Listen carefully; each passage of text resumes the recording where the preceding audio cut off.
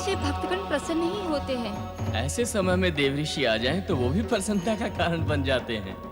देवर्षि के आने का अर्थ हुआ अब देवेश्वर समाधि से जागेंगे, और जागेंगे तो हमें दर्शन भी होंगे। इनके दर्शन तो हम प्रतिपल करते हैं, किंतु सत्य ये है कि इनकी दृष्टि हम पे पड़ जाने से हम कृतार्थ हो जाते हैं। ओम नमः शिवाय। भोलेनाथ की जय हो। आओ नारद, कहो क्या समाचार लाए हो? कैसा समाचार त्रिकालदर्शी?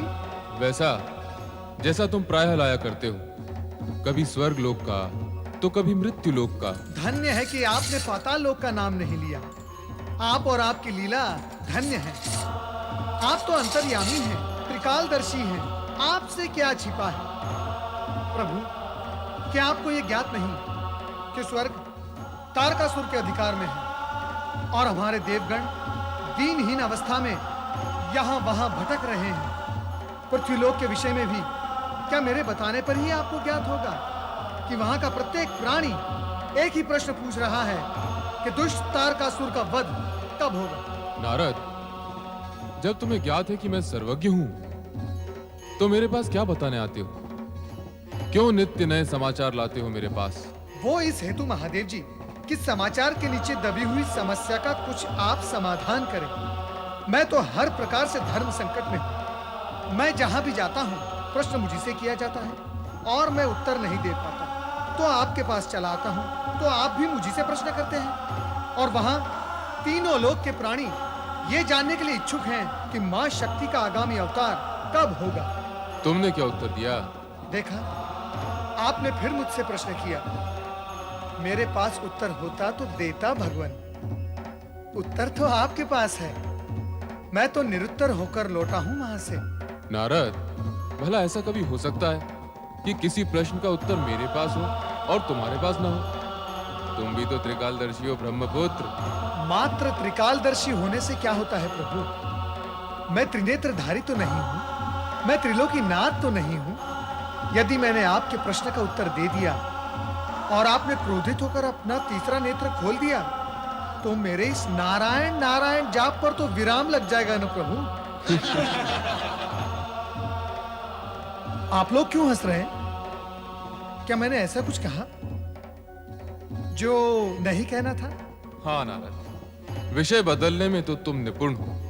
विषय था समाचार जो तुम लाए हो, और अब चर्चा आ पहुंची है तुम्हारे विराम लगने पर।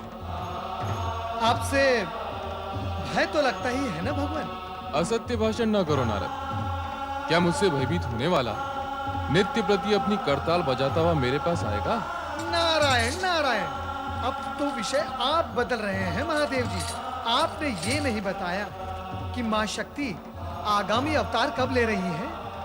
यदि तुम हिमालय होते हुए कैलाश आते तो तुम्हें निश्चय ही अपने प्रश्न का उत्तर मिल जाता। कुछ कुछ मेरी समझ में आ रहा है। यहां से हिमालय जाता हूं, संभवतः सब समझ में आ जाएगा। नारायण नारायण। देवऋषि, ज्ञात होता है कि आपको लक्ष्य प्राप्त हो गया है।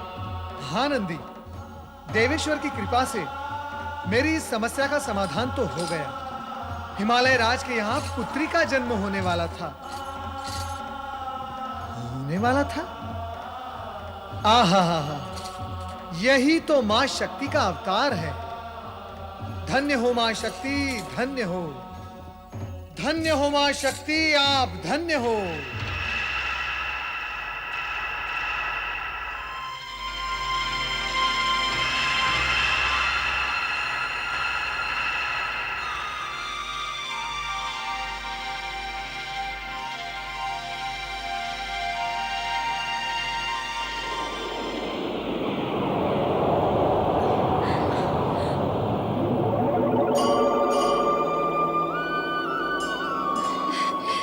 बधाई हो महारानी जी, बधाई हो। बधाई हो महारानी जी, बधाई हो। बधाई हो महारानी जी, बहुत बहुत बधाई हो। बधाई हो महारानी जी, बधाई हो, बधाई हो। महाराज को सुंदर कन्या की बधाई हो। महाराज को पुत्री की बधाई हो। बधाई हो महाराज। सुंदर कन्या की बधाई हो। बधाई हो महाराज। महाराज को राजकुमारी की बधाई हो।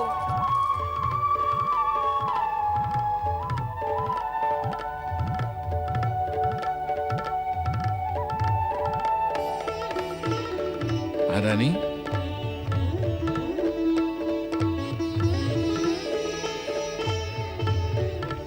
हम कितने भाग्यशाली हैं जो ऐसी भाग्यशाली पुत्री हमें प्राप्त हुई है। हाँ स्वामी, पर मैं तो इसे भली भांति देख भी नहीं पाई हूँ। इसका मुख देखने के लिए मन छटपटा रहा है।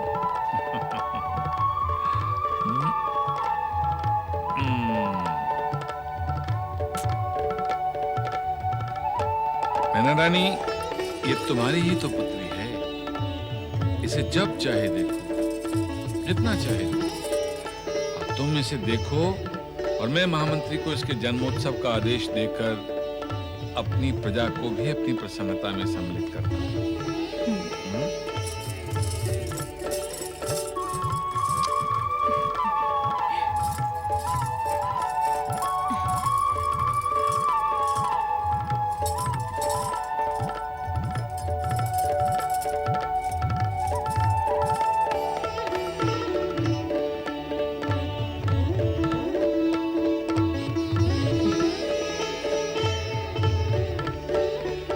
कुछ समय पहले कुल गुरु गर्ग ऋषि की भविष्यवाणी के अनुसार मुझे पुत्र रत्न की प्राप्ति हुई और आज मां जगदम्बा के आशीर्वाद से मुझे पुत्री रूप में इस सुंदर कन्या की मां बनने का सौभाग्य प्राप्त हुआ है।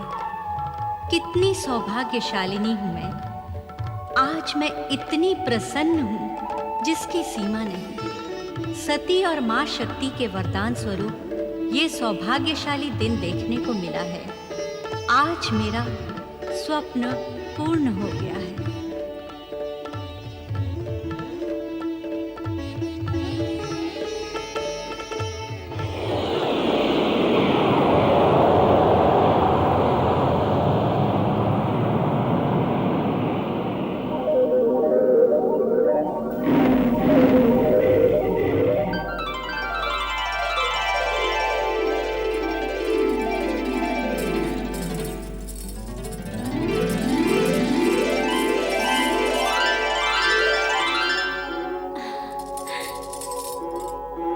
माँ जगदम्बे, तुम्हारी जय हो। मैं इस जगत में तुम्हारी जय जयकार के लिए प्रकट हुई हूँ। तुमने श्रद्धा भाव से भक्ति करके मेरी तपस्या की और मुझे पुत्री के रूप में प्राप्त करने की कामना की थी। तुम्हारी मनोकामना पूर्ण हुई।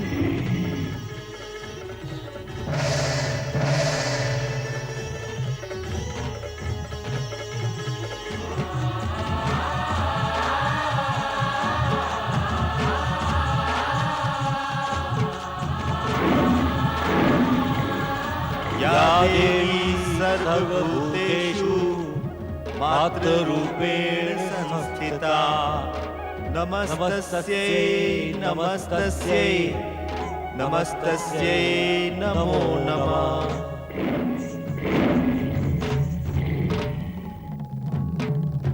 मैना, तुम इस जगत की सबसे अधिक भाग्यशालिनी माता। हाँ मैना, साक्षात शक्ति ने तुम्हारी गोद में जन्म लिया है। माँ जगदम्बे भविष्य में शिव की अर्धांगिनी बनकर इस जगत में नाना प्रकार की लीलाएं रचेंगी। हम माँ के दर्शन करने, तुम्हारे भाग्य को सराहने और तुम्हें बधाई देने आए हैं।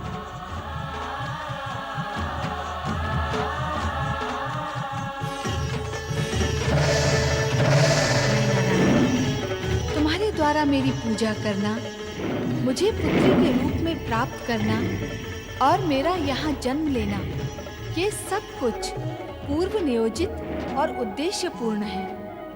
तुम तथा तुम्हारी पुत्री के रूप में मैं केवल माध्यम मात्र हूँ।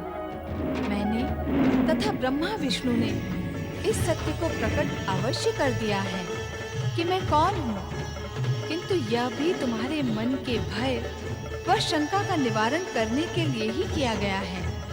मुझे पुत्री के रूप में प्राप्त कर तुम्हारा अहंकार जागृत ना हो, इसलिए तुम्हें इस सत्य को भूल ही जाना होगा कि मैं कौन हूँ। तुम एक सामान्य नारी की भांति और मैं एक सामान्य पुत्री की भांति व्यवहार करूंगी। इसी में तुम्हारा और इस जगत का कल्याण है। माँ जगदम्बे, तुम्हारी जय हो।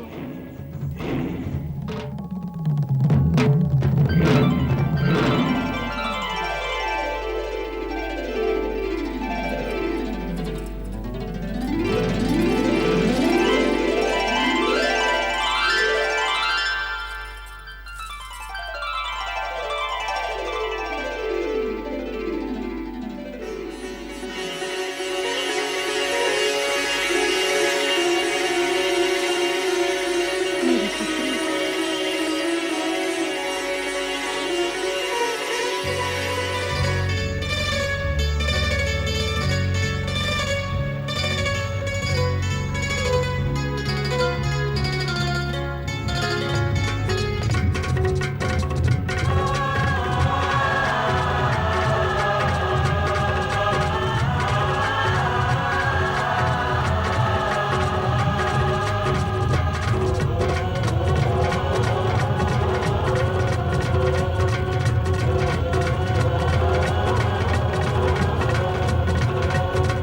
चिंतो हर चिंतो आता है पड़ा है पर चिंतो हर चिंतो आता है पता है पर कारक है भाव है भाव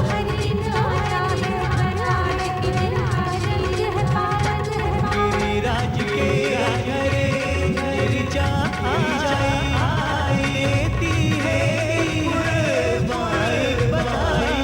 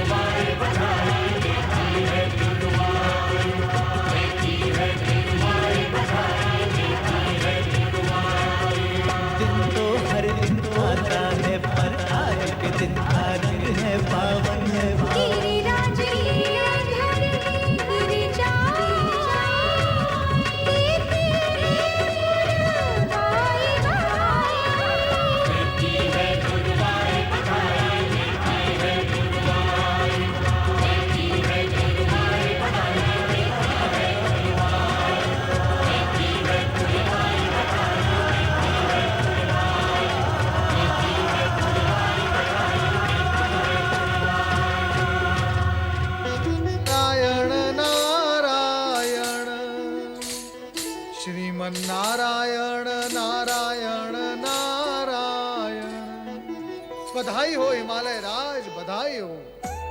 सुना है कन्या सुमुखी तो है ही, भाग्यशालिनी भी है। भाग्य का निर्णय तो भविष्य करेगा देवऋषि। हाँ, उसके जन्म से इतना अवश्य हुआ है कि संपूर्ण वातावरण में एक दिव्य आभासी व्याप्त गई है। मन प्रफुल्लित हो गया है और तन स्फूर्तिवान। अर्थात सभी दिव्य गुण विद्यमान है। इसका निर्णय भी आप ही ने लेना है। हिमालय राज, मैं इस समय यहाँ निर्णायक बनकर नहीं, दर्शनार्थी बनकर आया हूँ। दर्शनार्थी? किसका दर्शन? आपकी पुत्री के, और किसके? देवऋषि, आपकी टेव गई नहीं। आप सदा ही विनोद और परिहास की बातें करते हैं। भला आप देवऋषि और ब्रह्मपुत्र होकर एक नवजात कन्या के दर्शन की इच्छा रखते हैं? ये कैसी विरोध स्थिति है? मेरा विचार है आपके दर्शन और आशीर्वाद से कन्या और हमें पुण्य लाभ होगा। क्यों अनर्थ करवाना चाहते हैं आप हिमालय राज? आपकी पुत्री को मैं आशीर्वाद दूंगा। नारायण नारायण। देवऋषि, आप हमारे शुभचिंतक हैं, हमारा मंगल चाहते हैं, हमें बधाई देने आए हैं, तो क्या उस कन्या को आशीर्वाद नहीं देंगे आप? कौन किसका शुभचिंतक है और कौन मंगल आकांक्षी है और कौन आशीर्वाद देने की योग्यता रखता है, इसका निर्णय तो भविष्य ही करेगा। तो आप भी निर्णय के माया जाल में उलझ गए देवऋषि। नारायण नारायण, ये विषय ही माया से परिपूर्ण है हिमालय राज। अच्छा देवऋषि, अब चलें और कन्या को आशीर्वाद दें। राजन, मैं आशीर्वाद देने नहीं, लेने आया हूं। क्या आपको ज्ञात नहीं, जगत की हर कन्या मां जगदम्बा का स्वरूप होती है। आप जो कह रहे हैं देवऋषि, मैं वही मान लेता हूँ और वही मानकर आपसे निवेदन करता हूँ, चलिए मां जगदम्बा के दर्शन कर लीजिए। रीति नीति भी यही कहती है। चलिए मां जगदम्बा के दर्शन करते हैं। आइए।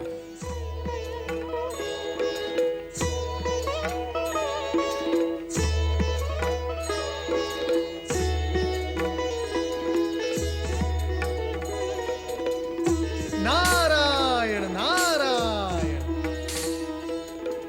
प्रणाम देवऋषि, मेरा नमन स्वीकार करें। कल्याण भव। आप क्या कन्या को आशीर्वाद देने आए हैं? नहीं महारानी नहीं, मैं तो बधाई देने आया हूँ। तो बधाई के साथ आशीर्वाद भी दे दीजिए। नारायण नारायण, कहाँ से लाऊं वो वाणी जो सत्य स्पष्ट कर सके। कैसा सत्य देवऋषि? इस जगत का वो विराट सत्य जो घटित होने जा रहा है। आहा, कितनी सुंदर कन्या है।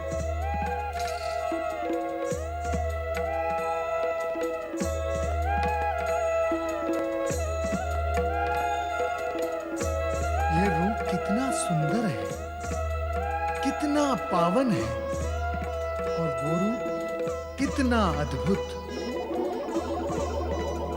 अरे, कहाँ गई?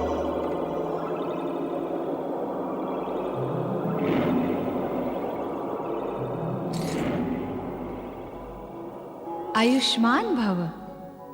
नारद, मैं शक्ति का रूप हूँ, ऐसे संकेत तुम्हारे मुख से बार बार निकल रहे हैं, किंतु सावधान, ये रहस्योद्घाटन योजना और उद्देश्य दोनों का मार्ग अवरुद्ध करेगा। हिमालय राज और मैना रानी को तो इस सत्य का ज्ञान होना ही नहीं चाहिए। उन्हें सामान्य माता पिता ही बने रहने दो। जैसी आपकी आज्ञा।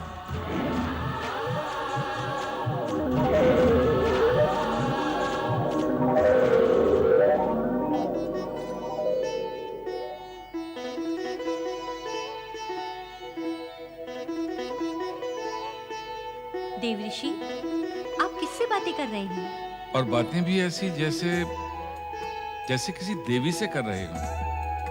राजन, इस पुण्य धरती पर कन्या को देवी रूप में ही माना जाता है। सत्य कहा आपने, पर देवऋषि, इतनी छोटी कन्या तो बोल नहीं सकती। पर मैं तो बोल सकता हूँ।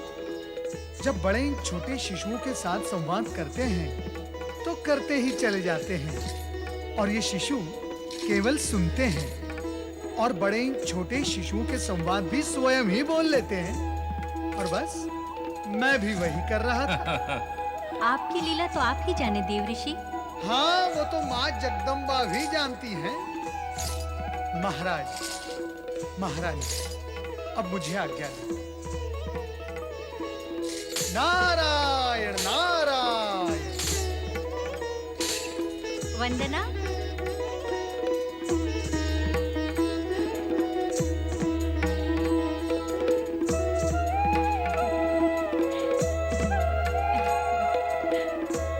कितनी सुंदर है हमारी पुत्री।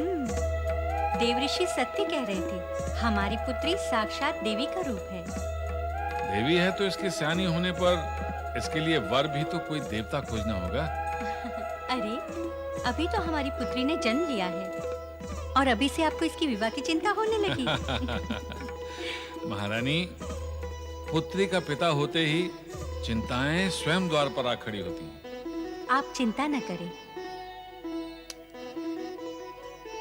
विधाता की कृपा से सब कुशल मंगल होगा। अब क्या होगा देवराज? वायुदेव, यदि क्या होगा के विषय में देवराज को ज्ञान होता तो क्या हम सब इस प्रकार भटक रहे होते? तारकासुर के अत्याचार दिन प्रतिदिन बढ़ते ही जा रहे हैं। स्वर्ग से तो हम पहले से ही वंचित हो गए, अब अन्य किसी स्थान पर रहने योग्य भी नहीं रहे। वरुण देव सत्य कहते हैं। हम जहां जहां जाते हैं वहां वहां तारकासुर के राक्षस पहुंच जाते हैं। हमारी स्थिति बहुत विकट हो गई है देव। वायुदेव ने जो कहा वो तो हम भोग ही रहे हैं। इसके अतिरिक्त अन्य संकट भी उत्पन्न हो गए हैं। वो क्या वरुणदेव? तारकासुर के भय से स्वर्ग की अप्सराएं अज्ञात स्थानों पर छिप गई हैं, किंतु तारकासुर समझता है हम देवताओं ने उन अप्सराओं को अदृश्य कर दिया है, जिससे वो और भी क्रोधित होकर हम देवताओं पर अत्याचार कर रहा है। ये कौन सा कारण हुआ? अप्सराएं कहीं भी रहें या हम उन्हें अदृश्य करें, इससे तारकासुर के क्रोधित होने का क्या संबंध है? है देवराज, संबंध है। तारकासुर स्वर्ग के सभी ऐश्वर्य को भोगना चाहता है। उसे अप्सराओं की कामना है और आवश्यकता है, जिसे प्राप्त न करने के कारण उसे हम पर क्रोध है। इसी क्रोध के कारण वो अपने राक्षसों को हमारे विरुद्ध उत्तेजित करता है। नारायण नारायण नारायण, श्रीमन नारायण नारायण नारायण, नारायण नारायण। देवराज, नारायण का नाम सुनते ही यदि यह स्थिति होती है तो तारकासुर का नाम सुनते ही कंपन आता होगा। देवऋषि, जो सत्य है वो प्रत्यक्ष है, उसे नकारा तो नहीं जा सकता। विपदाग्रस्त, दुर्दशाग्रस्त, भयग्रस्त तो हम हैं ही।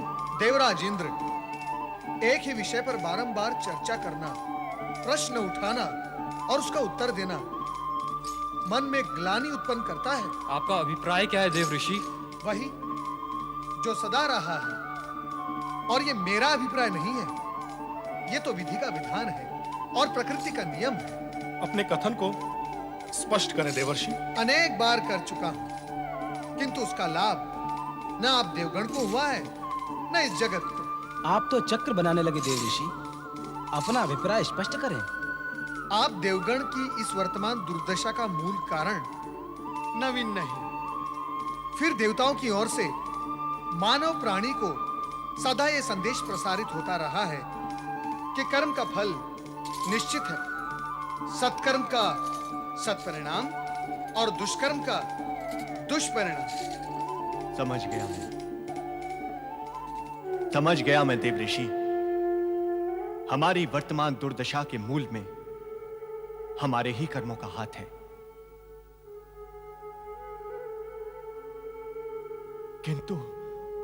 किंतु इस विषय में तो मैं अपना दोष पहले भी स्वीकार कर चुका हूं। देवऋषि, आप तो केवल इस समय हमें इस दुर्दशा से उबरने का उपाय बताएं। उपाय? नारायण नारायण, मेरे बताने या करने से नहीं होगा। उपाय की व्यवस्था प्रकृति द्वारा हो चुकी है। क्या हो चुकी है? कैसे हो चुकी है? कब और कहां हो चुकी है? बताएं देवऋषि। शांत देवगण शांत। ये सूचना आपके मन को शांति पहुंचाएगी, ये मैं जानता था। जिस मां शक्ति से हमने नारी रूप में धरती पर अवतरित होने की प्रार्थना की थी, वे जन्म ले चुकी हैं। कहां? हिमालय राज के यहाँ, मैना रानी के आंचल में, उनकी पुत्री के रूप में। देवऋषि, तब तो हमें हिमालय राज के घर जाकर उनकी पुत्री के दर्शन करने चाहिए। फिर तो उन्हें बधाई देनी चाहिए। हमें शीघ्र वहां पहुंचना चाहिए। हाँ, माँ शक्ति के दर्शन करने में विलंब क्यों?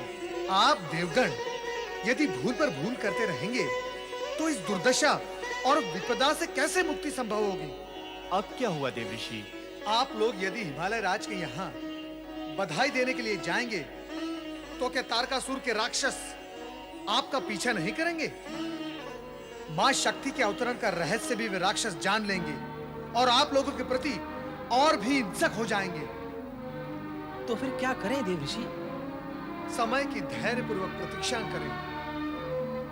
स्वयं मां जगदम्बा भी ये नहीं चाहती कि हिमालय राज और मैना रानी उन्हें शक्ति के रूप में स्वीकार करें या माने और वे माता पिता के स्नेह से वंचित रह जाएं। इसीलिए इस समय उनके दर्शन की इच्छा का शमन करें।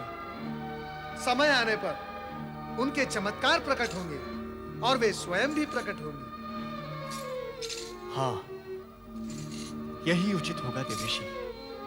हम समय की प्रतीक्षा करेंगे देवर्षि।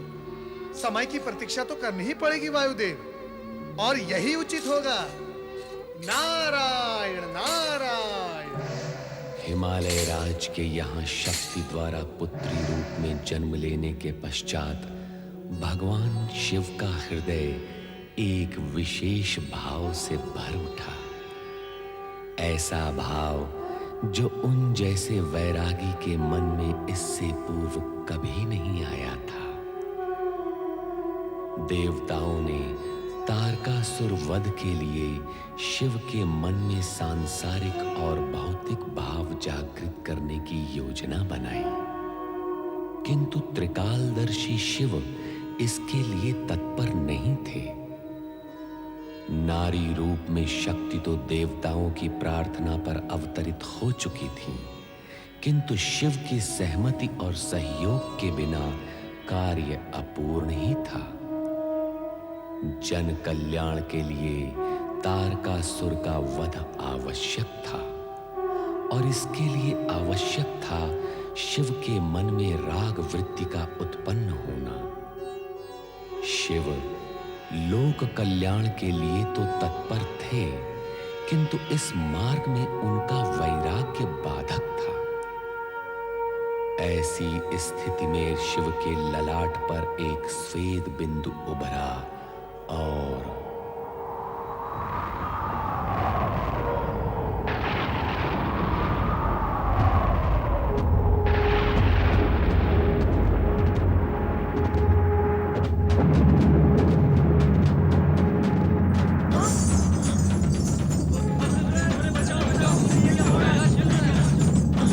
कैलाश में भूकंप। चलो स्वामी की शरण में चले। चलो शीघ्र।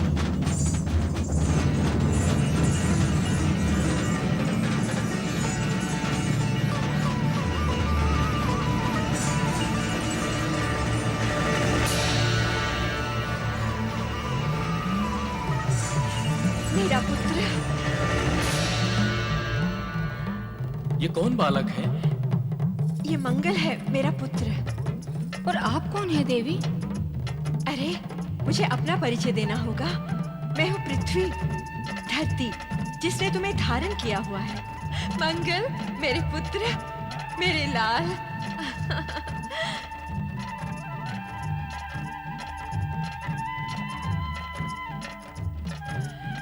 हे देवाधिदेव, सर्वशक्तिमान महादेव, युग युगों से मेरा हृदय पुत्र प्राप्ति के लिए व्याकुल था। मैं प्रतीक्षा कर रही थी इसी दिन की जब पुत्र की माता बनकर मैं सार्थकता प्राप्त कर सकूं। आपने ये पुत्र प्रदान कर मुझ पर महान उपकार किया है। हे सहन शक्ति की प्रतिमूर्ति धरा, मेरे तेज बिंदु से उत्पन्न ये पृथ्वी पुत्र मंगल के नाम से जग में प्रसिद्ध होगा। इसका नाम ही प्राणी मात्र के लिए कल्याणकारी होगा। मेरे लिए क्या आज्ञा है भगवान? तुम इस शिशु का स्नेह पूर्वक पालन पोषण करो। वो तो मुझे करना ही है देवेश्वर। माँ हूँ तो माँ का धर्म तो निभाना ही होगा। इसके अतिरिक्त मेरे लिए क्या आज्ञा है? समय आने पर सब कुछ स्वयं ज्ञात हो जाएगा। ओम नमः शिवाय।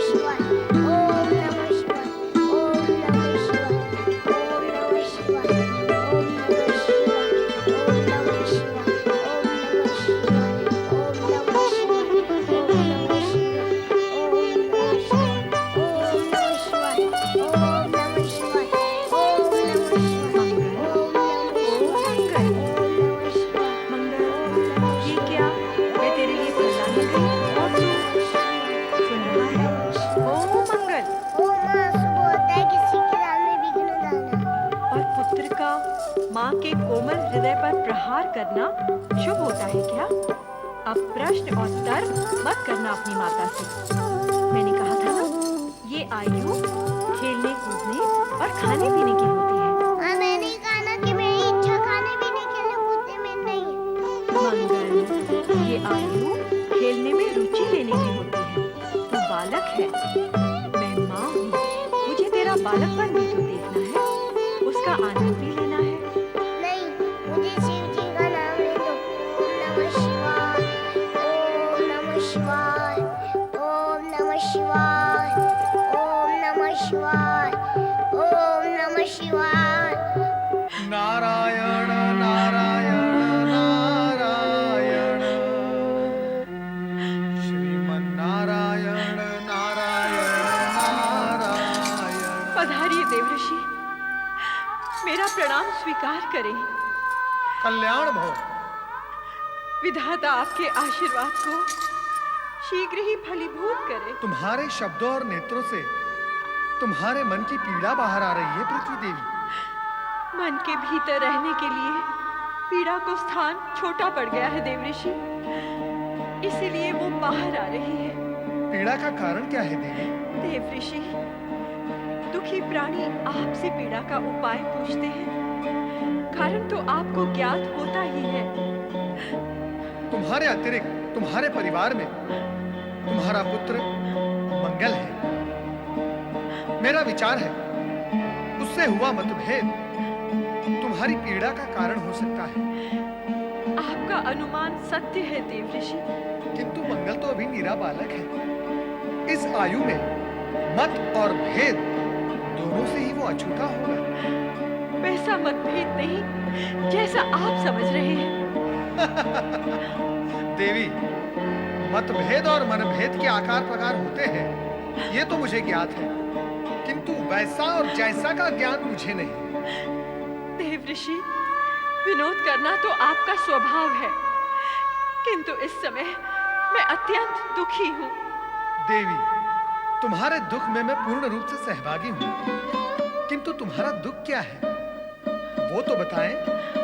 एक माँ के लिए इससे बड़ा दुख और क्या हो सकता है कि उसका पुत्र उसे उसकी ममता का प्रत्युत्तर नहीं देता, उसे माँ कहकर नहीं पुकारता, उसके माँ महत्व नहीं देता, पुत्र होने के दायित्व को नहीं समझता, नहीं समझता। अरे अरे अरे, तुम तो पृथ्वी माँ हो, सारे जगत की माँ। सारे जगत के नर नारी, पशु पक्षी, जीव जंतु सभी तुम्हारी ममतामयी गोद में आनंद से पल रहे हैं, और तुम पृथ्वी माँ होकर भी एक छोटे से बालक से ढेर सारी आशाएं लगाए बैठी हो। नारायण नारायण, ये तो तुम बालक मंगल पर अन्याय कर रहे हैं। अन्याय मैं नहीं, मेरे साथ बालक मंगल कर रहा है।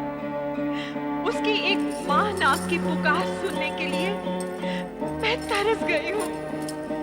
शिव जी द्वारा प्रदान किए गए इस पुत्र ने आज तक अपनी माँ के प्रति ममत्व नहीं दर्शाया है।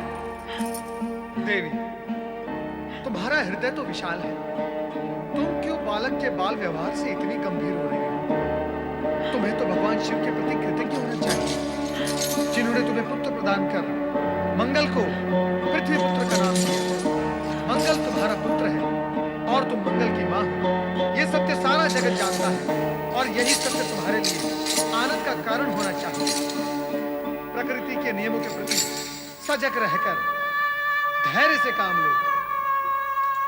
नारायण नारायण नारायण,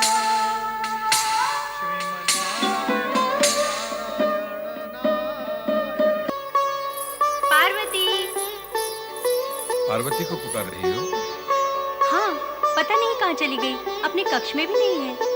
महारानी, तुम तो पार्वती को ऐसे पुकार रही हो जैसे वो 2 साल की नन्ही सी बच्ची हो, और चिंता ऐसे कर रही हो जैसे जैसे प्रातः काल से उसे देखा ही ना हो। आप पिता है ना, माँ के मन की क्या जाने। माँ के मन वाली पार्वती की माता विधाता ने मन के साथ साथ मस्तिष्क भी दिया है, और मस्तिष्क से सोचोगी तो ज्ञात होगा इस समय हमारी पार्वती कुल गुरु गर्ग के पास शिक्षा ग्रहण कर रही है। अरे हाँ, ये तो मुझे ध्यान ही नहीं रहा। पार्वती इस समय अध्ययन कर रही होगी और कुल गुरु गर्ग उसे शिक्षा दे रहे होंगे। अब तो ध्यान आ गया ना? गुरुदेव, सभी साधक ओम का जाप क्यों करते हैं? ओम सर्वव्यापक है। सर्वव्यापक क्या होता है? जो सब स्थानों पर विद्यमान है। कहाँ? ओम तो सभी स्थानों पर नहीं देखा, कभी नहीं देखा। ओम दिखाई देने वाली वस्तु नहीं है, समझने और ग्रहण करने वाली शक्ति है। शक्ति? कैसे ज्ञान होता है उस शक्ति का? प्राणी के जन्म से लेकर मरण तक ओम की शक्ति सत्य के रूप में उसके साथ रहती है। मेरे साथ भी? हाँ। आपके साथ भी? हाँ। किंतु गुरुजी, उस शक्ति का अनुभव भी तो कभी नहीं हुआ। जो इस पे विश्वास करते हैं उन्हें तुरंत होता है, पर ये ओम विश्वास न करने पर भी प्राणी का साथ नहीं छोड़ता। पर कैसे गुरुदेव? जीव जब बालक के रूप में मुख से सर्वप्रथम स्वर निकालता है तो वो आ उ माँ की ध्वनि निकालता है। आ उ माँ मिलकर ओम बनता है। जीव जब मृत्यु से पूर्व वृद्धावस्था में पहुंचता है तब भी उसकी पीड़ा से पीड़ित होकर आ उई माँ रे अर्थात आ उ माँ से संयुक्त ओम बोलता है। इसी भांति जन्म से मरण तक वो ओम से युक्त रहता है, क्योंकि ओम सर्वव्यापक है। पार्वती, ओम की सर्वव्यापकता का अर्थ समझ में आया? हाँ गुरुदेव, ओम सर्वव्यापक है। ओम नमः शिवाय, ओम नमः शिवाय, ओम नमः शिवाय, ओम नमः शिवाय, ओम नमः शिवाय, ओम नमः शिवाय, ओम नमः शिवाय, ओम नमः शिवाय, ओम नमः शिवाय, ओम नमः शिवाय, ओम नमः शिवाय, ओम नमः शिवाय, ओम नमः शिवाय, ओम नमः शिवाय, ओम नमः शिवाय, ओम नमः शिवाय, ओम नमः शिवाय, ओम नमः शिवाय, ओम नमः शिवाय,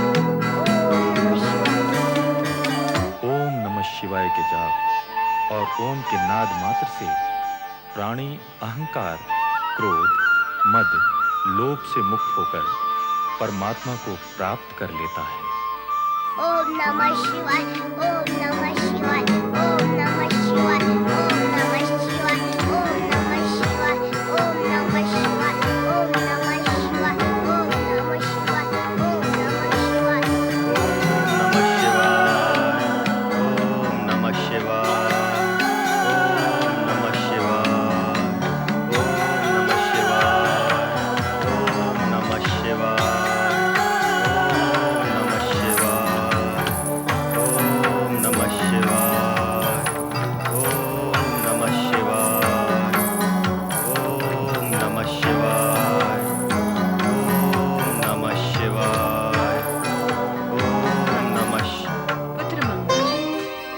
तूने कुछ भी नहीं खाया है, ये फल खा ले पुत्र। माँ, मैं तुम्हें अनेक बार कह चुका हूँ, मेरी खाने में कोई रुचि नहीं। हाँ हाँ जानती हूँ, तेरी रुचि केवल शिव आराधना में है, किंतु इससे तुझे क्या प्राप्त हुआ? हाँ माँ, मैं बचपन से ही शिव जी की पूजा करता आ रहा हूँ, पर शिव जी मेरी पूजा प्रार्थना से प्रसन्न ही नहीं होते। लगता है मुझ में ही कोई दोष है। हाँ, दोष तो है ही। दोष है? क्या दोष है माँ? इस जगत में माँ को अप्रसन्न करके कोई भगवान को प्रसन्न कर सका है क्या? तो क्या भगवान को प्रसन्न करने से पूर्व माँ को प्रसन्न करना पड़ता है? माँ और माँ बोलना सीखे बिना महादेव बोलना कैसे आएगा पुत्र?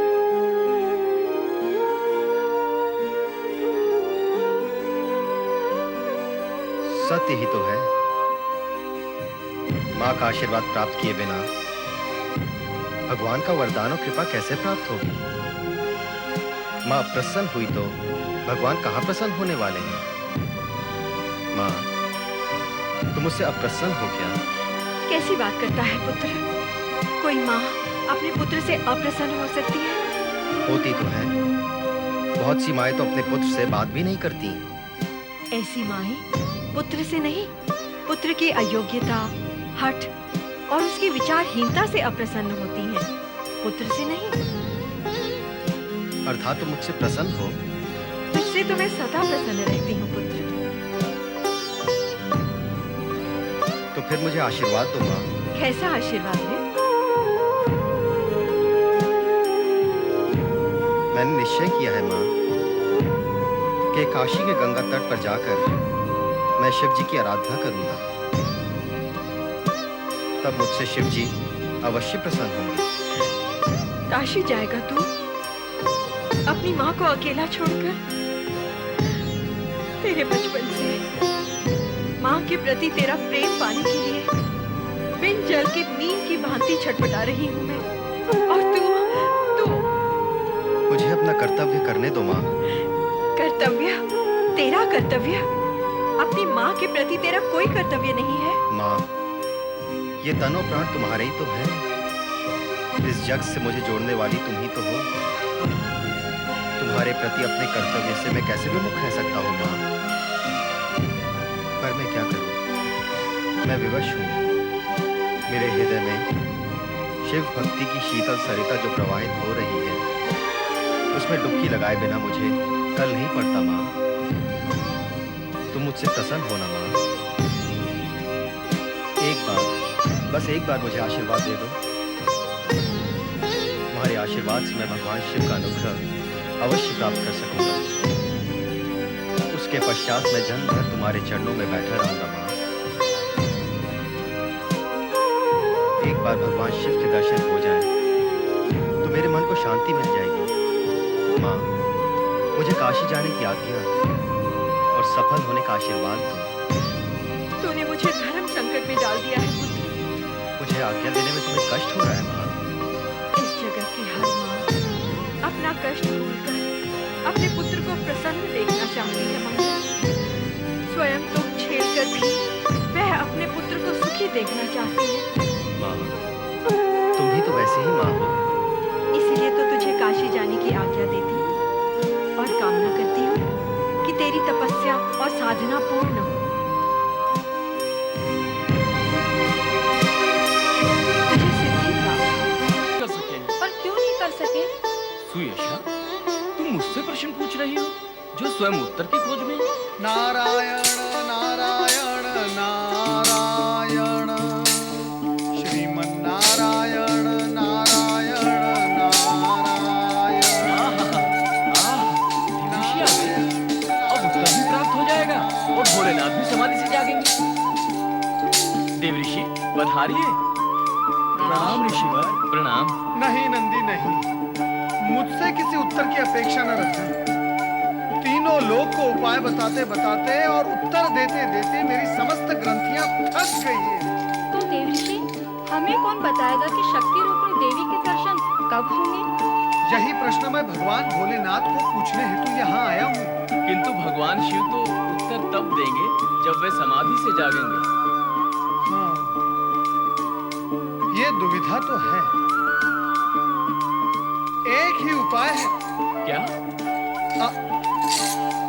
नंदी, इसका उत्तर मैं अन्य किसी दिन तुम्हें दे दूंगा। इस समय मुझे चिंता है लौटने की। नारायण नारायण। नहीं नहीं देवऋषि, आए हैं तो भगवान के दर्शन करके जाए। नंदी, उचित है, परंतु इस समय भगवान भोलेनाथ समाधि में है। नारायण नारायण। सुनिए तो देवऋषि, अगर आप समीप जाएंगे तो भगवान अवश्य समाधि से जागेंगे।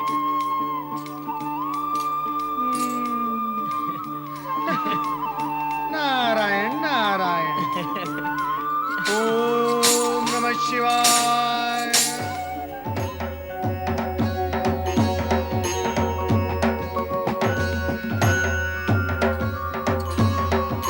भगवान,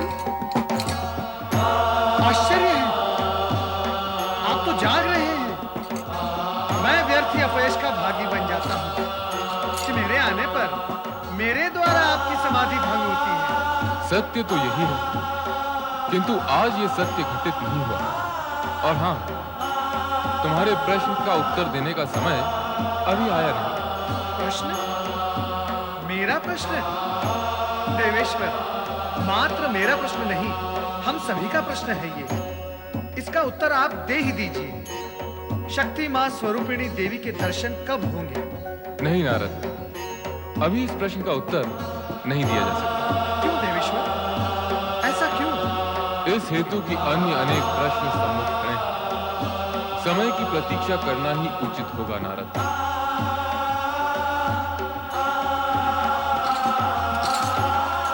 नारायण नारायण।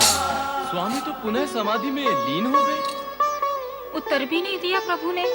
चिंता का कोई कारण नहीं।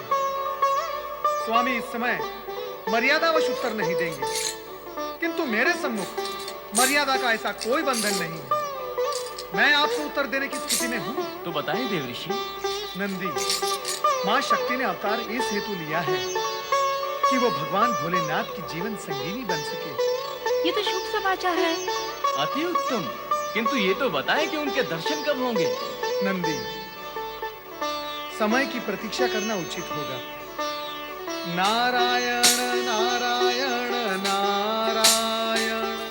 समय के साथ साथ जब तुम बड़ी हो जाओगी पार्वती, तब भी सदा स्मरण रखना, ओंकार आदिनाद है, आदि स्वर है, आदि ध्वनि है। पार्वती, तुम्हारी प्रसन्नता सदा शिव महेश्वर में ही निहित है, और महेश्वर का अक्षर स्वरूप ओंकार ही सर्वशक्तिमान है।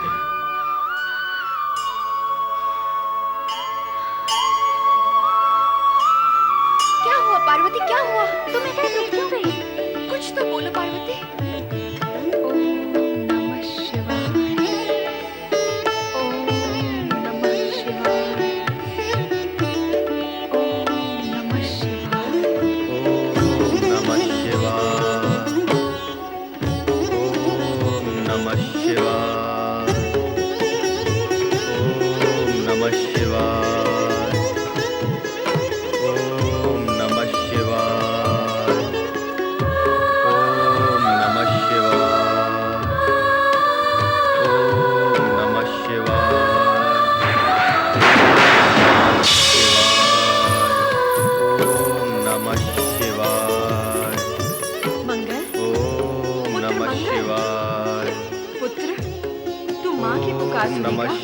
तभी तो भगवान तेरी पुकार सुनेंगे। मंगल।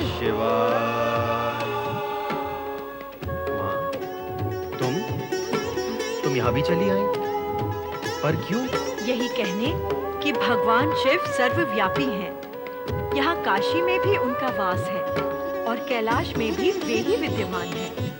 चल पुत्र, घर चल। वहाँ चलकर शिव की आराधना भी करना और अपनी उपस्थिति से मेरे मन को शांत भी करना। माँ, यदि भगवान शिव सर्वव्यापी है तो तुम भी तो सर्वविद्यमान हो, कहाँ नहीं हो तुम? ये जग तुम पर ही तो टिका हुआ है। यहाँ से मुझे ले जाने की अपेक्षा तुम भी भगवान शिव का स्मरण करो, इससे हम दोनों का कल्याण होगा। बैठो माँ, बैठो। मेरे साथ ओम नमः शिवाय, ओम नमः शिवाय, ओम नमः शिवाय, ओम नमः शिवाय, ओम नमः शिवाय, ओम नमः शिवाय। ग्रामांतरम न गच्छै, अर्थात रास्ता अच्छा होने पर भी रात हो जाने पर एक गांव से दूसरे गांव नहीं जाना है। स्वमुखात् लज्जाकरम दुःखकरम अमंगलकारी न कर्तव्यम, अर्थात अपने मुख से लज्जा लगे ऐसा अन्य को दुख देने वाला अमंगलकारी वार्तालाप नहीं करना है। सप्तपदी मनुस्तृत्य बर्तुर्ग्रहे सेवा कर्तव्या, अर्थात सप्तपदी का अनुसरण कर पति के घर पर सेवा करनी है। धन्य हो पार्वती, अपने अथक परिश्रम, लगन और माता सरस्वती की असीम कृपा से तुमने सभी अपेक्षित विषयों का संपूर्ण ज्ञान प्राप्त कर लिया है। तुम्हारा बुद्धि कौशल और तर्क शक्ति देखकर मैं अति प्रसन्न हो रहा हूँ। मुझे विश्वास है कि भविष्य में तुम जीवन में साफल्य प्राप्त करोगे। नारायण नारायण। प्रसन्नता की बात है कि देवी पार्वती की शिक्षा पूर्ण हो गई। प्रणाम देवर्षि। पधारें देवर्षि, आपका पधारना सदा शुभ होता है। सदा तो नहीं मुनिवर, किंतु कभी कभी अवश्य होता है। जैसे आज देवी पार्वती की शिक्षा पूर्ण हुई। ये सब गुरुदेव की कृपा का परिणाम है। हाँ देवी हाँ, मैं कहाँ इसे अपनी कृपा का परिणाम बता रहा हूँ। गुरु की कृपा के बिना ज्ञान प्राप्त होता ही नहीं। और देवर्षि की कृपा बिना संयोग भी तो नहीं बनता। कैसा संयोग मुनिवर? वर प्राप्ति का, विवाह का संयोग। मुनिवर, आप तो दूरदर्शी हैं। केवल दूरदर्शी, किंतु आप तो त्रिकालदर्शी हैं देवर्षि। नारायण नारायण। ओम नमः शिवाय। ओम नमः शिवाय। ओम नमः शिवाय। ओम नमः शिवाय। ओम नमः शिवाय। ओम नमः शिवाय। ओम नमः शिवाय। ओम नमः शिवाय। ओम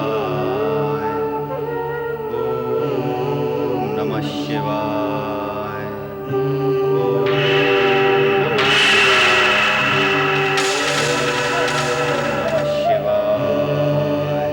ओम नमः शिवाय। ओम नमः शिवाय। ओम नमः शिवाय।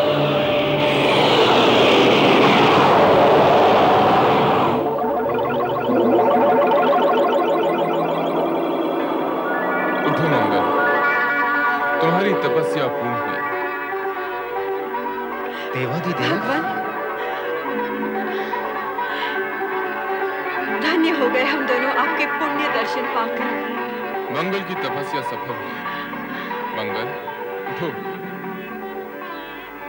अब तुम्हें आकाश के ग्रहलोक में जाकर स्थित होना होगा। आकाश के ग्रहलोक में?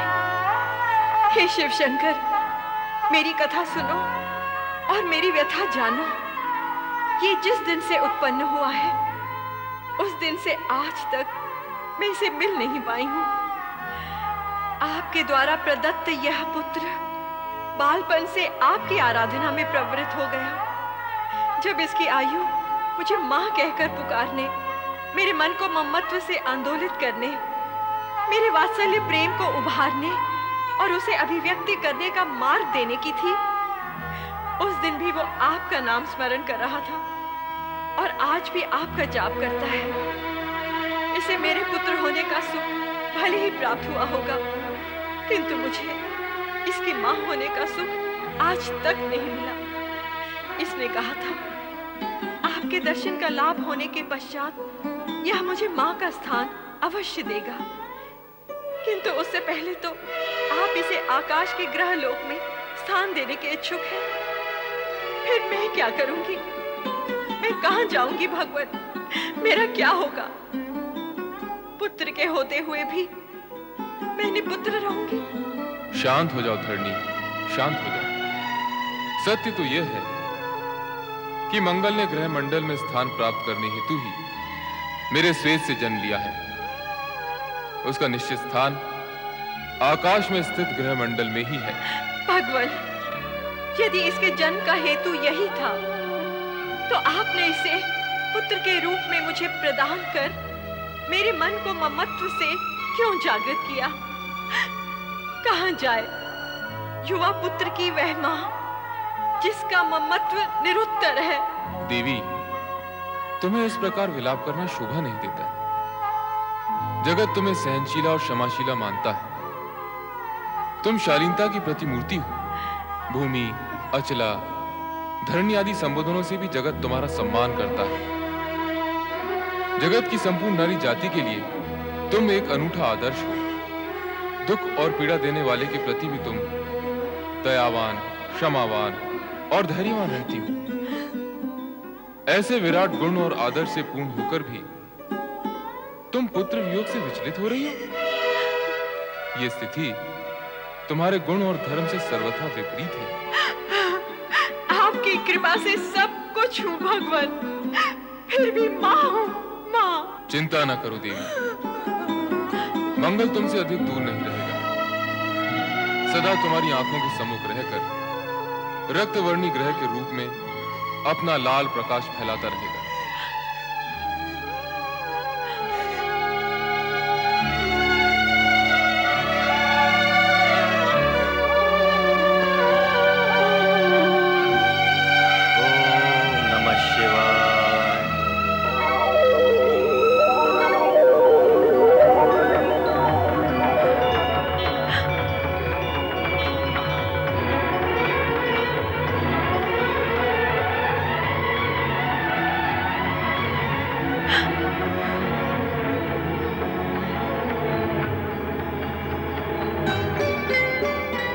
अवगत हो मां, मैं सदा नन्हे बालक की भांति तुम्हारी परिक्रमा करते हुए तुम्हारे पुत्र होने का कर्तव्य निभाता रहूंगा। तुम सदा मेरी समीपता का अनुभव करोगी, उसी प्रकार जैसे मां पुत्र के सामीप्य का अनुभव करती है।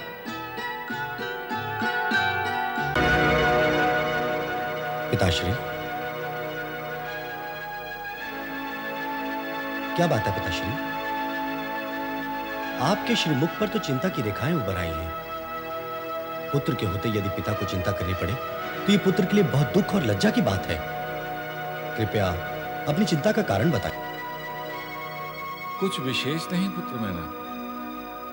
संतान जब युवा हो जाए तो उसके भविष्य की व्यवस्था करने का विचार आना स्वाभाविक ही है, और ये विचार ही कभी कभी चिंता का विषय बन जाता है। किंतु पिताश्री, आपको मेरे विषय में चिंता करने की क्या आवश्यकता है? आप पर विधाता की कृपा है और मुझ पर आपका आशीर्वाद। मेरा भविष्य तो उज्जवल है ही। पुत्र जब आशा से परिपूर्ण हो तो पिता को विश्वास हो जाता है कि उसके पुत्र का भविष्य उज्जवल है।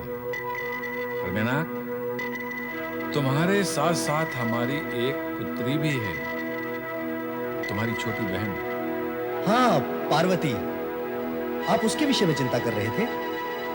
हाँ, हम उसके लिए चिंता कर रहे थे और तुम्हारे लिए विचार।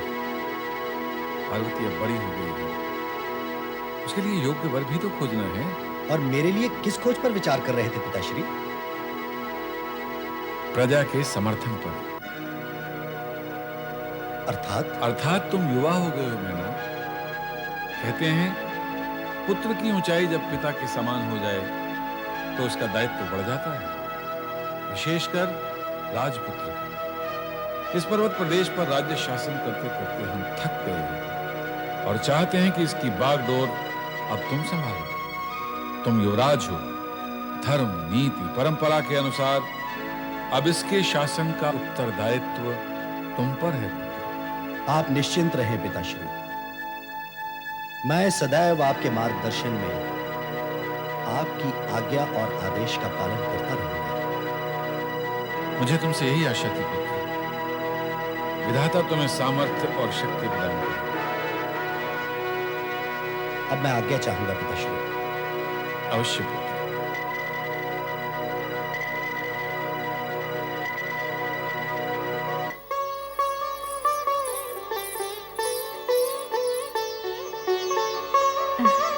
स्वामी, आप अकेले में क्या सोच सोच के मुस्कुरा रहे हैं? महारानी, आप कब आई? ये मेरे प्रश्न का उत्तर नहीं है स्वामी। ये मुस्कुराना तो प्रसन्नता का मुस्कुराना है महारानी। मैनाक की बात सुनकर मन गदगद हो गया। हमारा पुत्र बहुत ही बुद्धिमान और आज्ञाकारी है। पुत्र के गुणों पर मुग्ध हो रहे हैं आप, और पुत्री के विषय में क्या सोचा है आपने? उसकी शिक्षा पूर्ण हुई, अब वो सयानी और विदुषी हो गई है। उसके लिए हमें योग्य वर की खोज करनी है। महारानी, उसकी चिंता क्यों करती हो?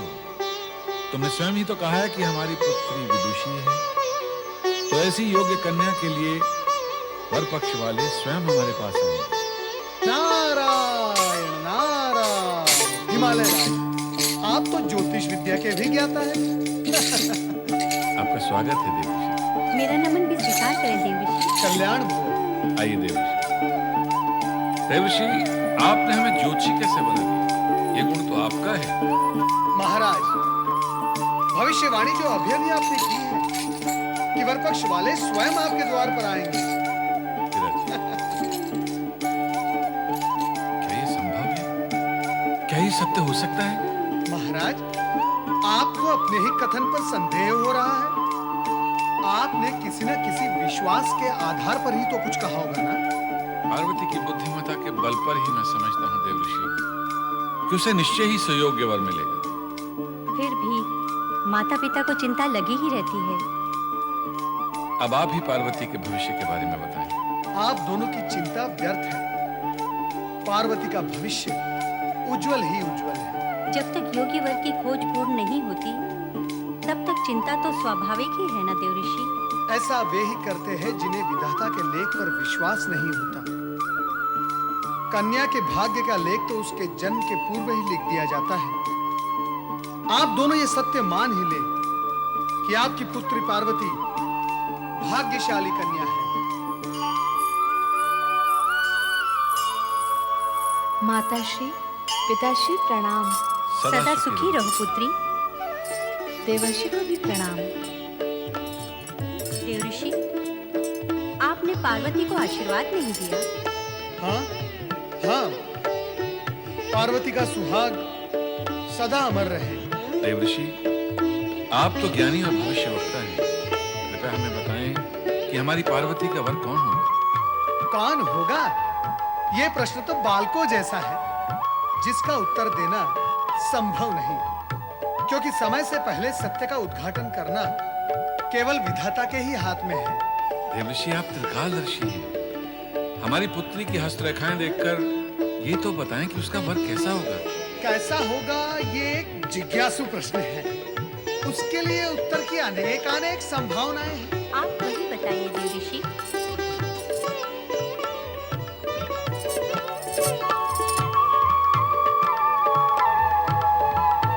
वो सब बताने में तो युग बीत जाएगा महारानी। युग बीत जाएगा? वर में असंख्य गुण हैं, कहां तक गणना करूंगा। प्रश्न यही है कि वर कैसा होगा। देवऋषि, कुछ तो गुण बताएं, हमें उसी से संतोष हो जाएगा। तो सुनो हिमालय राज, वर का सर्वप्रथम गुण है कि वो परम संतोषी होगा। उसे किसी भी सुख, संपदा और वस्तु के प्रति कोई भी आग्रह और आकर्षण नहीं होगा। ये तो साधारण गुण है देवऋषि। नारायण नारायण, इसे आप साधारण गुण कह रही हैं? ये सर्वश्रेष्ठ और असाधारण गुण है। कलयुग में ये एक गुण सभी गुणों पर भारी पड़ेगा। तब कन्या के माता पिता ऐसे ही वर की खोज में रहेंगे जो परम संतोषी होगा। आगे बताएं देवऋषि। पार्वती के होने वाले पति संपूर्ण जगत द्वारा पूज्य एवं सभी शक्तियों से और दिव्य शक्तियों से परिपूर्ण होंगे। क्या कोई देवता होगा? संभव है, संभव है, क्योंकि तनिक सी प्रशंसा से प्रसन्न होने वाले हैं। अर्थात प्रशंसा प्रिय होगा। हिमालय राज, प्रशंसा उसी की होती है जो उसके योग्य होता है। उचित कहा आपने। और नारायण नारायण, कहा था ना मैंने, उनके गुणों की गणना करते करते युग बीत जाएंगे। अब तक मैंने इतने गुण बताए, क्या संतुष्टि नहीं हुई? क्या ये पर्याप्त नहीं है? वर के विषय में जिज्ञासा तो होती ही है ना देवऋषि। हिमालय राज, वर का संतोषी, सभी गुणों से परिपूर्ण और जगत में सभी द्वारा पूज्य होना, क्या ये भी पर्याप्त नहीं? पर्याप्त है देवऋषि। नहीं नहीं, पर्याप्त नहीं है। शेष गुणों का गान और गणना आगामी भेंट में होगी। नारद अब विदा लेता है। नारायण नारायण। स्वामी, सुना आपने? हमारी पुत्री पार्वती भाग्यशाली है। उसे ऐसे सुयोग्य वर की प्राप्ति होगी। हमारी पुत्री है भी तो गुणों का भंडार महारानी। ऐसी कुदृष्टि ना लगाइए मेरी पुत्री को। विधाता उसकी रक्षा करे।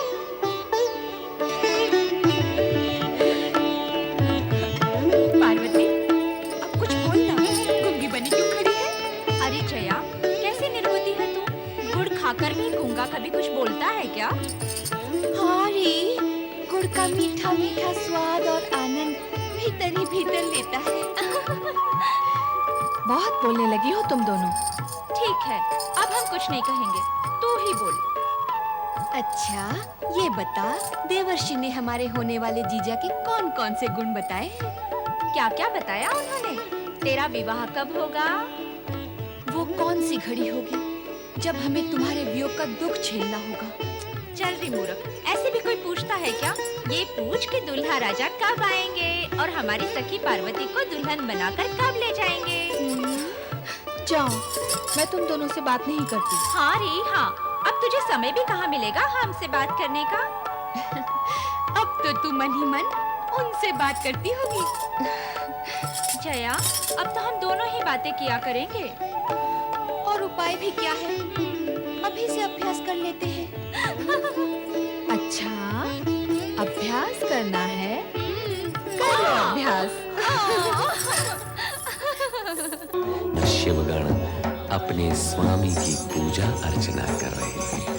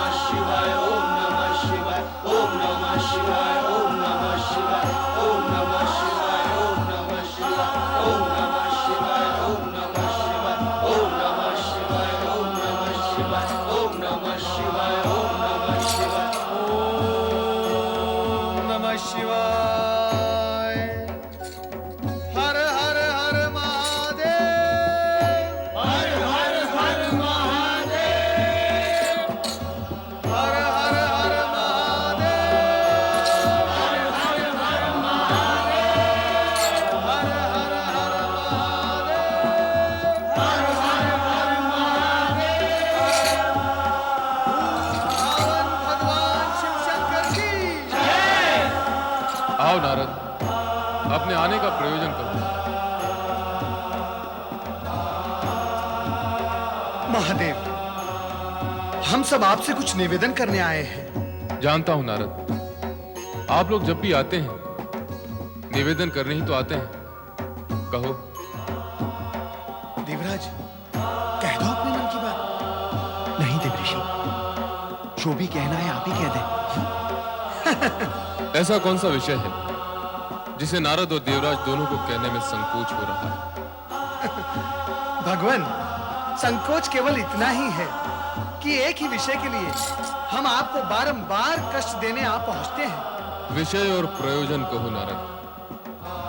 शक्ति अवतार को प्रकट हुए अधिक समय बीत गया है, तो पार्वती अब विवाह योग्य हो गई है। भगवान नारद, तुम उन बातों की चर्चा क्यों कर रहे हो जो मैं स्वयं जानता हूं? नारायण नारायण। देवेश्वर, ऐसा कौन सा विषय है जो आपको ज्ञात न हो? आपको तो यह भी ज्ञात होगा ही कि हम आपसे यही प्रश्न करने आए हैं कि आप देवी पार्वती से कब विवाह करेंगे, उन्हें अपनी जीवन संगिनी कब बनाएंगे, शिव पार्वती का विवाह कब होगा, इस ओर से आपकी उदासीनता कब पूर्ण होगी? बस नारद, बस। अपने प्रश्नों की गति को विराम दो और तनिक विश्राम करो। मेरे लिए तो विश्राम ही विश्राम है भगवान, परंतु इन देवगण का क्या होगा जिनका भविष्य आपके आश्रय पर आधारित है? ऐसा बार बार क्यों होता है? कैसा भगवान? देवगण को आश्रय की आवश्यकता पड़ती है। ये सब प्रतिकूल परिस्थितियों का परिणाम है देवादिदेव। केवल प्रतिकूल परिस्थिति, प्रतिकूल आचरण नहीं? महादेव, प्रतिकूल परिस्थितियां अथवा आचरण जो भी था, उसका परिणाम तो इन लोगों ने भोगा ही है भगवान। किंतु अब कष्ट से मुक्ति का विचार करना है। मात्र विचार करने से कार्य नहीं होता नारद। हर कार्य का नियत समय होता है। उस समय का समय कब आएगा भगवान, ये बता दे तो उचित होगा। नारायण नारायण। इस समय इस प्रश्न का उत्तर देना आवश्यक नहीं। तो हम पुनः कब आएं देवादिदेव? उसकी क्या आवश्यकता है? अनावश्यक प्रश्नों का हल पूछने हेतु आप बार बार यहाँ आते हैं और हमारा ध्यान भंग करते हैं, बार बार हमारी समाधि में विघ्न डालते हैं। जो घटित होने वाला है वो समय आने पर अवश्य घटित होगा। कोई भी शक्ति उसे रोक नहीं सकती। आप सभी का उद्विग्न होना व्यर्थ है। धैर्यपूर्वक समय की प्रतीक्षा करें। किंतु भगवान? नारद, तुम्हारे इस किंतु परंतु का तो कोई अंत ही नहीं। तुम देवगण को धैर्य धारण करने में सहयोग दो।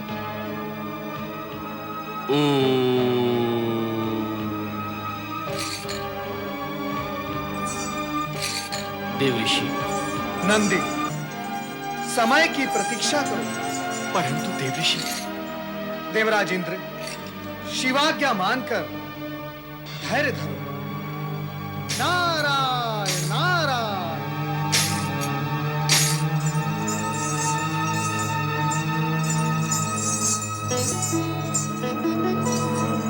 प्रणाम गुरुवर। अखंड सौभाग्यवती बहू। कहो नैना रानी, यहाँ किसकी प्रतीक्षा में खड़ी हो? गुरुवर, मैं आप ही की प्रतीक्षा कर रही थी। विराजिए। मेरी? जी। भला क्यों? देवऋषि नारद ने पार्वती के विषय में भविष्यवाणी की है, अर्थात उसके भावी पति के विषय में। परंतु उन्होंने स्पष्ट कुछ भी नहीं बताया, केवल वर के गुण और लक्षण बताए हैं। मेरे मन में जिज्ञासा बलवती हो रही है कि ऐसे गुण और लक्षण वाला कौन हो सकता है। वहाँ पार्वती और अन्य के समक्ष प्रश्न करना मैंने उचित नहीं समझा, इसलिए मैं आपकी प्रतीक्षा कर रही थी। ओह, तो ये बात है। अच्छा नैना रानी, ये तो बताओ, देवर्षि ने भावी वर के कौन-कौन से गुण व लक्षण बताए थे? उन्होंने कहा था वो परम संतोषी होगा, संपूर्ण जगत द्वारा पूज्य और दिव्य शक्तियों से परिपूर्ण होगा, वो तनिक सी प्रशंसा से प्रसन्न होने वाला होगा, और ये भी कहा था। बस नैना रानी बस, ये सारे लक्षण तो भगवान शिव जी के ही हैं।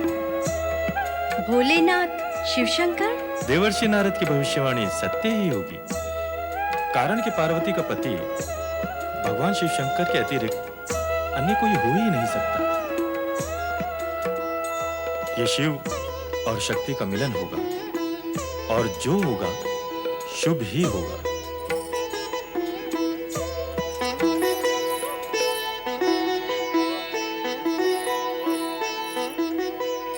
क्या हुआ महारानी?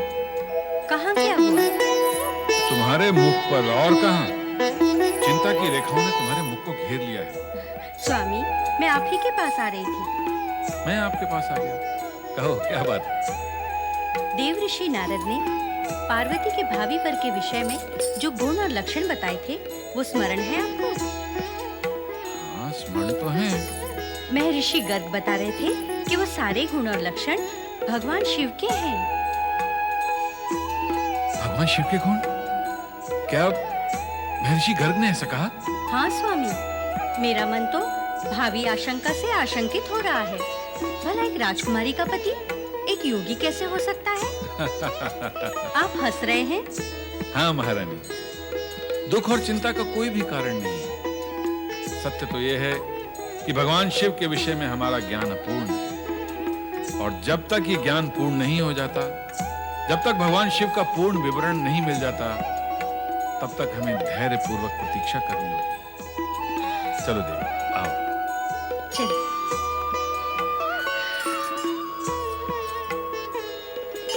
ओह, तो ये बात है, चुपके चुपके उनकी चर्चा सुनी जा रही है।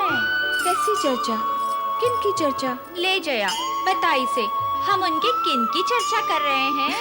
अरे, जिसे पता है, जिसका मन अटका हुआ है, वो नहीं बता सकती, तो ये बेचारी जया कैसे बता सकेगी? तुम दोनों हर समय मुझे तंग करती रहती हो।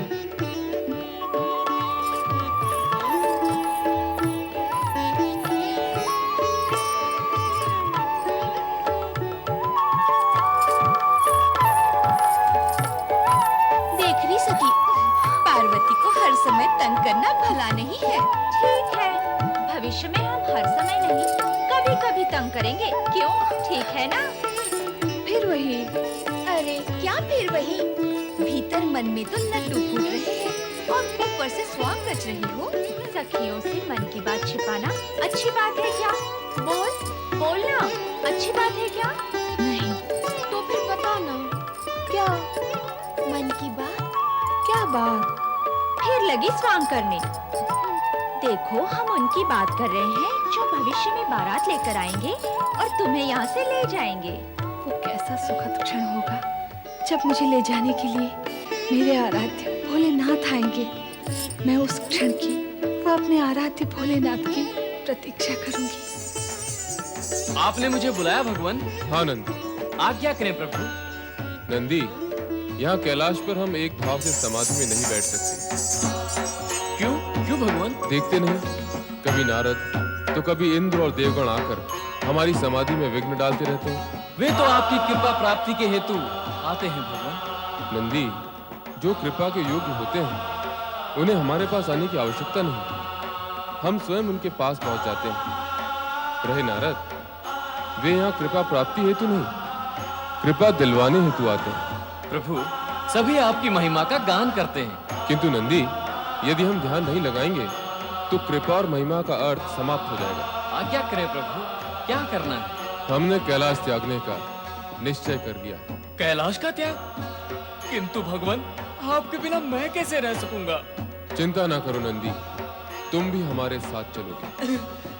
जो आज्ञा भगवान। ध्यान रहे कि मेरे साथ केवल तुम आ रहे हो, अन्य कोई गण नहीं। और कोई भी नहीं आएगा साथ में? आना क्या, किसी को इस बात की सूचना भी नहीं होगी कि हम कहाँ गए हैं और कहाँ प्रवास कर रहे हैं।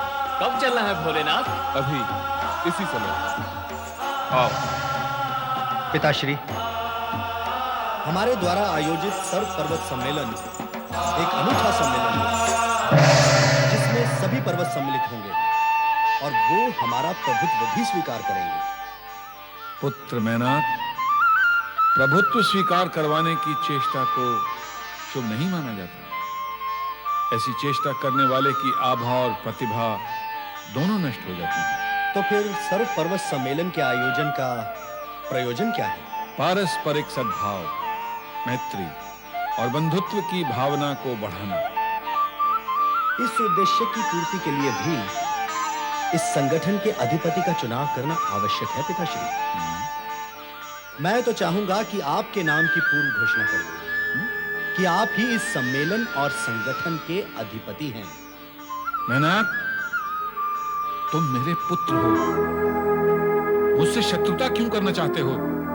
क्यों ऐसा कार्य करना चाहते हो जिससे मेरा लोक और परलोक दोनों नष्ट हो जाएं? ये आप क्या कह रहे हैं पिताश्री? मैं आपसे शत्रुता करूंगा?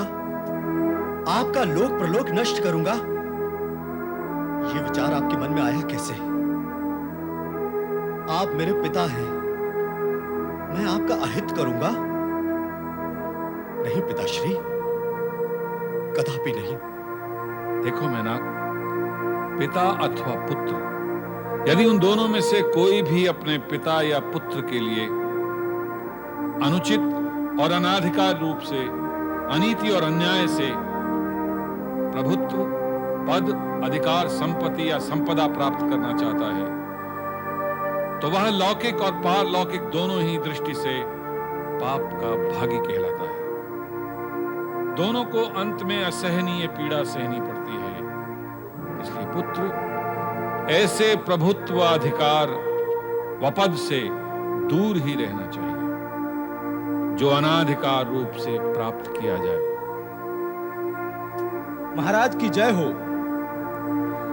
कैलाशपति शिव का दूत नंदी आपसे भेंट करने की अनुमति चाहता है महाराज।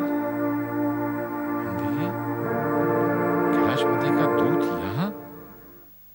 प्रतिहारी, उन्हें आदर सहित यहां ले आओ। जी महाराज। कैलाशपति शिव का दूत हमारे यहां किस प्रयोजन से आया है? भेंट करने पर ज्ञात हो जाएगा पुत्र।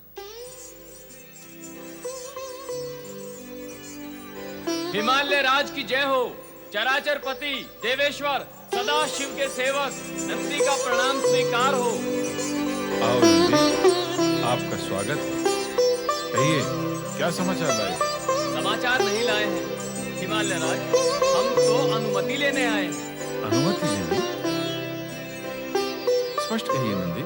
भगवान शिव शंकर आपके हिमगिरी शिखर पर कुछ समय के लिए एकांत ध्यान समाधि लगाना चाहते हैं।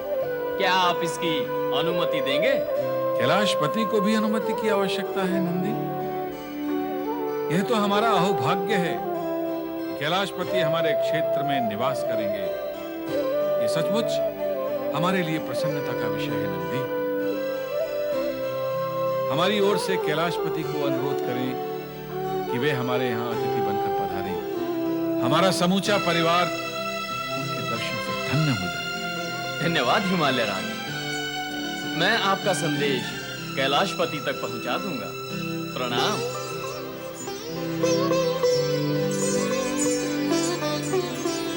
पिताश्री, शिवजी को कैलाश पर्वत त्याग कर हमारे क्षेत्र में आने की आवश्यकता क्यों आन पड़ी?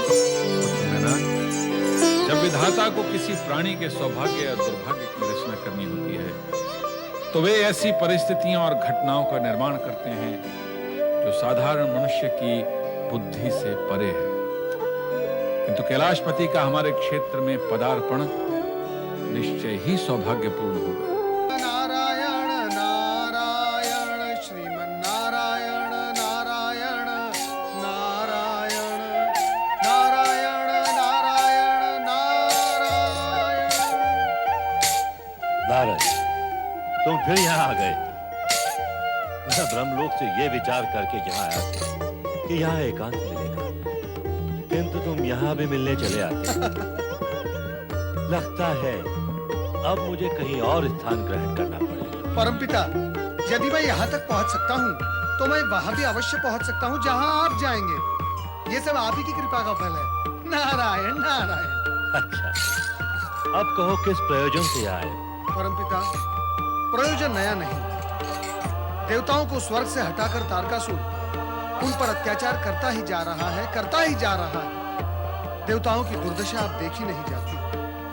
आपका वरदान पाकर तारकासुर अत्यंत उद्दंड और उच्छृंखल हो गया है। नारद, देवताओं की दुर्दशा का ज्ञान मुझे है। स्वयं देवराज इंद्र एवं देवगण कुछ समय पूर्व ब्रह्मलोक में आए थे। वे तारकासुर को स्वर्ग से हटाकर वहां पुनः स्थापित होने के लिए विकल है, लेकिन केवल इच्छा और विकलता से ही कार्य सिद्ध नहीं होता। तो कार्य सिद्धि के लिए क्या करना होता है परमपिता? उद्देश्य की पवित्रता ही कार्य सिद्धि का मेरुदंड है नारद। देवराज इंद्र तो स्वर्ग का सिंहासन प्राप्त होते ही भोग और ऐश्वर्य में लिप्त होकर दैत्य एवं उद्देश्य दोनों भूल जाते हैं। सो तो तारकासुर भी भूला हुआ है, किंतु वो अब तक स्वर्ग के सिंहासन पर विराजमान है। तुम बार बार विधि का विधान भूलते हो। तारकासुर का पुण्य जब समाप्त होगा उस दिन उसके वरदान का प्रभाव भी समाप्त हो जाएगा, तब उसकी अधोगति होगी। किंतु वो दिन कब आएगा परमपिता, कब? उसके लिए तुम्हें प्रतीक्षा करनी होगी। भगवान भोलेनाथ भी यही कहते हैं और आप भी यही उत्तर देते हैं, किंतु आप दोनों में से कोई भी इस सत्य का उद्घाटन करने के लिए तैयार नहीं है। समय आने पर सब कुछ प्रकट हो जाएगा। किंतु वो समय कब आएगा? आपके वरदान के अनुसार शिवपुत्र ही तारकासुर का वध करेगा, किंतु शिवजी तो शक्ति स्वरूपा पार्वती का नाम सुनते ही और भी अधिक वैरागी हो जाते हैं। अब तो कैलाश छोड़कर और कहीं चले गए हैं। और कहीं चले गए हैं? तो क्या उनका कैलाश से जाना शुभ और कल्याणकारी हुआ? ऐसा ही लगता है। किंतु वो गए कहाँ परमपिता? क्यों? क्या तुम भी वहां जाना चाहते हो? नहीं ना, ये उचित नहीं होगा। भोलेनाथ ने कैलाश को ध्यान समाधि के लिए कुछ समय के लिए त्याग दिया, इसलिए तुम्हारा वहां जाना उचित नहीं होगा।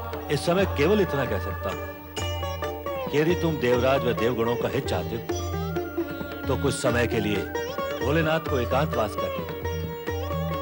इसी में सबका कल्याण है। महारानी मैना, क्या सोच रही हो? आजकल तुम सोचने बहुत लगी हो। जब पुत्री युवा और विवाह योग्य हो जाती है ना, तो माता भी सोचने लगती है। केवल माता? कहो माता पिता सोचने लगते हैं। चलो हिमगिरी चले और कैलाशपति के दर्शन करते हैं। चलिए। किंतु स्मरण रहे, नंदीश्वर कैलाशपति का संदेश दे गए हैं कि वो एकांत की खोज में हिमगिरी के शिखर पर आए हैं, इसलिए कोई भी उनकी ध्यान समाधि में बाधा न डाले। पैनाक, हम बाधा डालने नहीं जा रहे हैं पुत्र, हम तो दर्शनों के लिए जा रहे हैं। एक ही बात है पिताश्री, आपका वहां जाना आपके लिए तो दर्शन है, किंतु उनके लिए विघ्न है। मैनाक, तुम भूल रहे हो, कैलाशपति हमारे अतिथि हैं। उनकी सुख सुविधा का ध्यान रखना हमारा परम कर्तव्य है। सत्य तो यह है कि हम उन्हें अपनी सेवाएं अर्पित करने जा रहे हैं, और इसे दर्शन कहना मातृभाषा की उत्कृष्टता है। मैं तो कहूंगा तुम भी हमारे साथ चलो और पार्वती को भी यहीं बुला लो। हाँ पुत्र।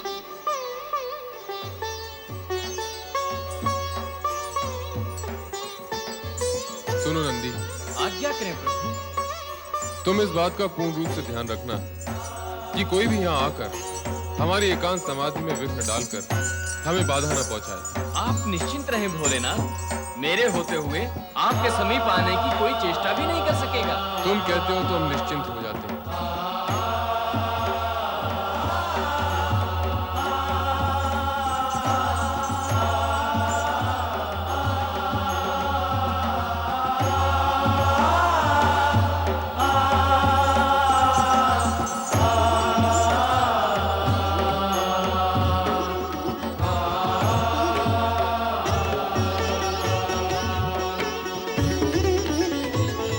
नंदी, ये स्थान तुम्हें कैसा लगा? स्थान? हाँ स्थान, हाँ स्थान रमणीक है हिमालय राज, और अति सुंदर भी, मन भावन भी। किंतु आपका यहाँ आना कैसे हुआ? हमने सोचा कैलाशपति महाराज शिव के दर्शन ही कर लें, इसलिए यहाँ आए। आपने जो सोचा उत्तम सोचा। आप दर्शन करने के लिए आए, सब परिवार आए हैं। हाँ, यहाँ सब जो आते हैं दर्शन के लिए ही आते हैं, समाधि लगाने कोई नहीं आता। हाँ हाँ समाधि, भोलेनाथ ध्यान समाधि में लीन है, दर्शन संभव नहीं। दूरदर्शन भी संभव नहीं? अर्थात दूर से दर्शन। इस तरह दर्शन भी हो जाएंगे और समाधि भी भंग नहीं होगी। दूरदर्शन से भी किसी को लाभ हुआ है हिमालय राज? जिनकी आत्मा और उद्देश्य पवित्र होते हैं नंदी, उन्हें तो दूरदर्शन से ही लाभ होता है।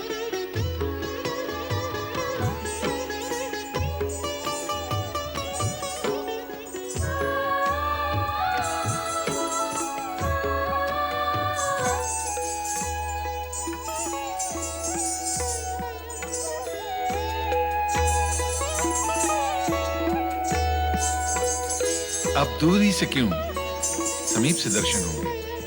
आओ देवी, चलिए। आओ।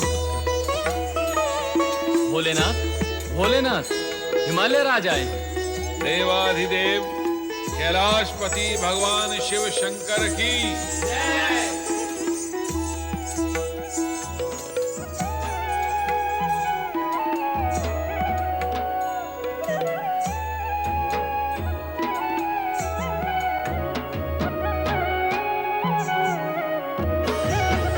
आदिशक्ति? नहीं, सर्वथा नहीं, कदापि नहीं। इस समय हम मोह माया से सर्वथा विमुक्त हैं। तुम्हारे वियोग के पश्चात वैराग्य हमारे संपूर्ण अस्तित्व का एक भाग, एक अंग बन गया है। अब हम उस वैराग्य से दूर नहीं जाएंगे।